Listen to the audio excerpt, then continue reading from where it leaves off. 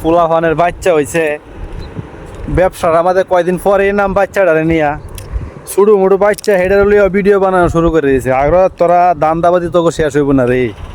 Video করবি কয়টা দিন সুবুর কর, বাচ্চার একটু হাত পাড়ি বড় সরুক, তারপরে ভিডিও বানা, ভালো হইবে না তোরা। আসলে টেকার নিশায় তগর মাথা গেছে নষ্ট হইয়া, ঠিক আছে? এতদিন পরে বউরে দিয়া চামড়া দেহায়া টিয়া পয়সা কামাইছ, এখন বাচ্চা হয়েছে, বাচ্চার উপলক্ষে মনে করো ভরপুর টিয়া কামাইবা, ঠিক আছে?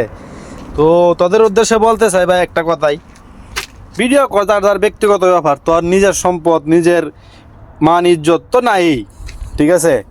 মান ইজ্জত টাকাতে কিনতে পাওয়া যায় না। তো নিজের সম্পদটা মানুষের কাছে বিলায় জানার আগে অবশ্যই চিন্তা করতে হইব যে আসলে আমি কি করতেছি। তখন তোরা নিজের সন্তানটা হয়েছে অল্প কিছুদিন বয়স, ছোট একটা বাচ্চা, এটাকে তোরা মানুষের সামনে আইনা ভিউ কামানির দান্দায় গেলা।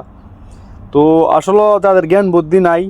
জ্ঞান বুদ্ধি আছে অবশ্যই, জ্ঞান বুদ্ধি না থাকলে এই ব্যবসা করে খাওয়ানোর কোনো উদ্দেশ্য হয় না। মানুষ কত কষ্ট করে টাকা ইনকাম করে, আর তোরা মানুষ নিজের চামড়া দেখাইয়া, নিজের ঘরের জিনিস দেখাইয়া, নিজের সম্পদ মানে ঘরের সম্পদ দেখাইয়া মানুষ টাকা ইনকাম করে খাস।